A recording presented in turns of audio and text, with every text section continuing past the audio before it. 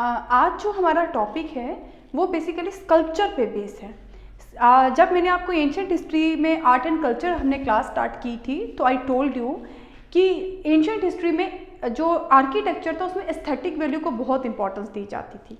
तो sculpture basically जो वो इंडिविजुअल स्कल्पचर्स की बात की जाती थी, लेकिन पोस्ट मौर्यन में स्कूल्स डेवलप हुए। उसमें 3 इंपॉर्टेंट स्कूल्स जो थे वो पोस्ट मौर्यन में डेवलप हुए थे। Gandhara school of art, Mathura school of art and Amaravati school of art. Later on एक और स्कूल आया था, that is Sarnath school of art. हम एक एक स्कूल जो है वो हर वीडियो में मैं आपको बताऊंगी, क्योंकि ये बहुत इलेबोरेटिव वे में मैंने इस क्लास को मैंने जो है वो आप तक पहुंचाना है इन आर्ट्स को। तो इसीलिए हम हर एक वीडियो में अलग से जो है वो डिफरेंट स्कूल्स के बारे में बताऊंगी। तो सबसे पहले आज हम स्टार्ट करेंगे Gandhara art. As I have already told you, please try to make every topic very handy by bifurcate it into small parts।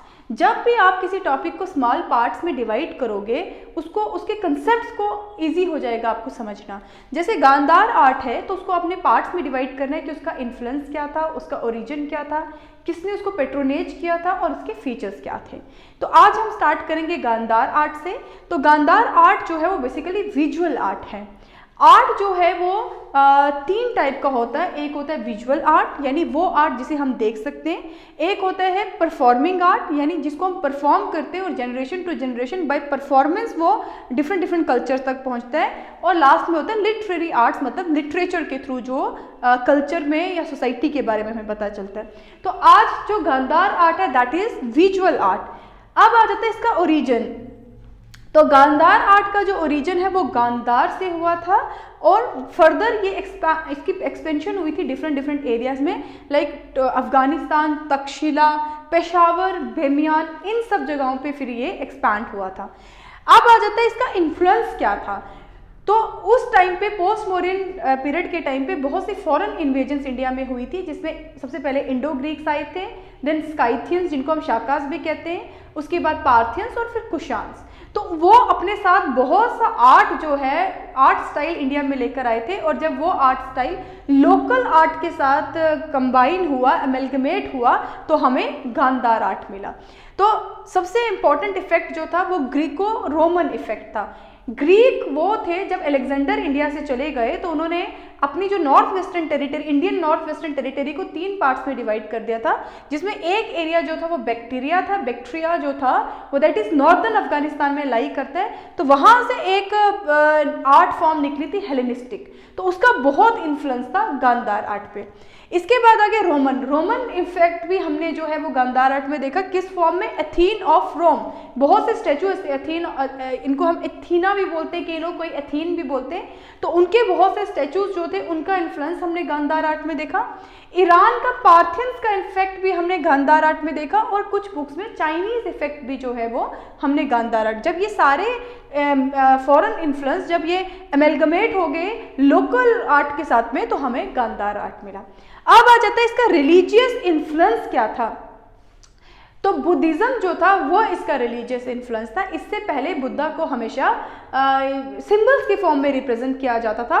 First time Buddha को इमेजेस की फॉर्म में इस स्कूल ने जो था वो रिप्रेजेंट किया था। और बहुत नरेटिव मतलब बहुत सी स्टोरीज एसोसिएटेड थी। जैसे फॉर एग्जांपल बहुत से ऐसे स्कल्पचर्स बनाए जाते थे, बहुत से ऐसी इमेजेस थी जिसमें बुद्धा की बर्थ स्टोरीज के बारे में बताया जाता था, बुद्धा की रेनेंसेशन स्टोरी के बारे में बताया जाता था। तो इस तरीके से बुद्धा को ह्यूमन फॉर्म में इन्होंने रिप्रेजेंट करना स्टार्ट किया था। इसके बाद आता है कि इसका टाइम ऑफ डेवलपमेंट क्या था। तो ये 2 फेजेस में जो है वो डेवलप हुई थी। फर्स्ट फेज जो था that is 1st century BC, और सेकेंड फेज जो थी ये 5th सेंचुरी AD में डेवलप हुई। और फेजेस के साथ साथ इसका मटेरियल भी जो था वो चेंज होने लगा। जैसे कि फर्स्ट फेज में ब्लूइश ग्रे सैंडस्टोन का यूज होता था, और सेकेंड स्टेज में स्टूको एक प्लास्टर है जिसका यूज किया जाता था इमेजेस बनाने के लिए। इसी के साथ साथ डेकोरेटिव पर्पसेस के लिए टेराकोटा का यूज किया जाता था। टेराकोटा फिगरीन जो हमने हड़प्पा में पढ़ी थी उसमें भी एक वीडियो हम बना चुके हैं, आप वहां पे पढ़ लीजिएगा टेराकोटा क्या होता है। यहाँ पे आप सिंपल ये बात याद रखिएगा कि ये स्कूल टेराकोटा का भी यूज करता था, बट बुद्धा की इमेजेस के लिए नहीं बल्कि डेकोरेटिव पर्पसेस के लिए यूज किया जाता था। नेक्स्ट आ गए इसके फीचर्स। तो गांधार स्कूल के फीचर्स बहुत बार एग्जाम में पूछ चुके हैं। तो सबसे इंपॉर्टेंट है कि इसमें जो बुद्धा को रिप्रेजेंट किया जाता है बहुत रियलिस्टिक बुद्धा, रियलिस्टिक मतलब कि बहुत काम, क्योंकि बुद्धा एनलाइटेंड वन थे तो वो बहुत काम रहते थे, तो कामनेस शो की जाती थी। कुछ कुछ एरियाज में हमने देखा, कुछ कुछ इमेजेस में मसल भी बताए हैं बुद्धा के, और मुस्टैचेस तक भी जो है वो रिप्रेजेंट किया गया है इस फॉर्म में। उसके अलावा स्पिरिचुअल बुद्धा, स्पिरिचुअल मतलब बुद्धा मेडिटेटिव फॉर्म में जो है बुद्धा ऑलमोस्ट जो उनकी इमेजेस है उसमें बुद्धा मेडिटेशन कर रहे हैं। या बुद्धा को ग्रीक अपोलो गॉड, एक बहुत फेमस गॉड है ग्रीक के अपोलो गॉड, उसके फॉर्म में भी बुद्धा को रिप्रेजेंट किया गया है। इसके अलावा बुद्धा की बियर्ड है, वेवी हेयर है, आपने देखा होगा अभी भी बहुत सी इमेजेस आती हैं जिसमें बुद्धा के छोटे छोटे बाल होते हैं कर्ली कर्ली, तो वो वेवी हेयर वो इसी स्कूल ने रिप्रेजेंट किया था। इसके अलावा एक बहुत इंपॉर्टेंट चीज़ है दैट इज हॉलो। हॉलो को बेसिकली प्रो टर्ब्यूलेंस भी बोला जाता है, जो बुद्धा के हेड के बिल्कुल बैक साइड में, बुद्धा के हेड के बिल्कुल पीछे एक हॉलो जैसा ऐसे सेमी सर्कुलर सा कुछ बनाते हैं, जो ये रिप्रेजेंट करते हैं कि बुद्धा जो है वो बेसिकली एनलाइटेंड वन है, मतलब कि बुद्धा ओमनी प्रेजेंट है।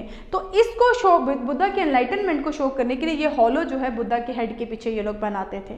इसके अलावा ये जो हॉलो होता था वो ज़्यादा डेकोरेटेड नहीं होता था, बिल्कुल सिंपल होता था।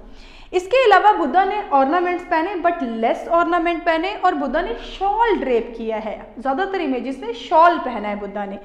इसमें सबसे इंपॉर्टेंट है मुद्रा, कि बुद्धा कौन कौन सी मुद्रा में है।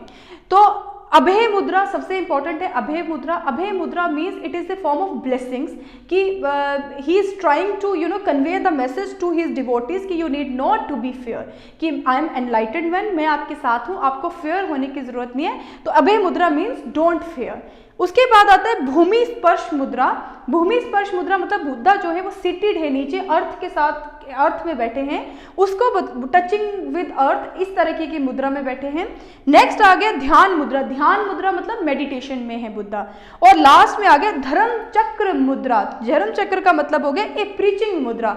धर्म चक्र परिवर्तन एक ऐसा वर्ड है जो बुद्धा की सरमन के साथ एसोसिएटेड है, कि बुद्धा को जब एनलाइटनमेंट हुई थी तो बुद्धा ने जो फर्स्ट सरमन दिया था या फर्स्ट जो प्रीच किया था उसको बोलते हैं धर्म चक्र परिवर्तन। तो उस मुद्रा में यानी बुद्धा प्रीचिंग कर रहे हैं किसी को, उस फॉर्म में भी है।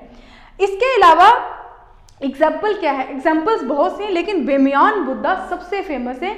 बेमियान बुद्धा जो है वो सेंट्रल अफगानिस्तान में एक एरिया है जहाँ पे बुद्धा की इमेजेस बनी थी, और ये 35 मीटर या 125 फीट जो है इसकी हाइट है।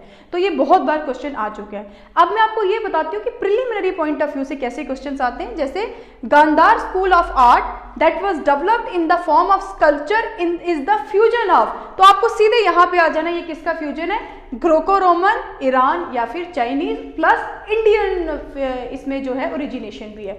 उसके बाद आता है how many hand gestures of Buddha were depicted from Gandhara school of art. तो इसका आंसर था 4। ये मैंने आपको बता दिया कि 4 हैंड जेस्चर्स की फॉर्म में बुद्धा ने मुद्राएं की हैं।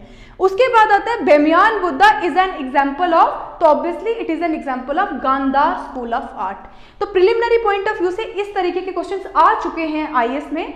अगर आपको मेंस पॉइंट ऑफ व्यू से भी आता है तो आई have already made a structure for you, कि आपने सबसे पहले लिखना है गांधार आर्ट की इंट्रोडक्शन क्या है, कि वो विजुअल आर्ट है। उसके बाद आपने सीधे फीचर्स में आ जाना है, उसका ओरिजिन, इन्फ्लुएंस, रिलीजियस इन्फ्लुएंस, मुद्राएं एंड फीचर्स। ठीक है। अब इंपॉर्टेंट चीज ये है कि इस स्कूल को पेट्रोनेज कौन करता है। पेट्रोनेज का मतलब होता है कि कौन से उस टाइम के रूलर्स जो थे वो उसको सपोर्ट करते थे या फाइनेंशियल सपोर्ट करते थे। तो आंसर इज कुषाण डायनेस्टी, और ये क्वेश्चन भी बहुत बार आ चुका है। तो कल नेक्स्ट जो वीडियो होगी उसमें हम मथुरा आर्ट और अमरावती आर्ट करेंगे। Thank you.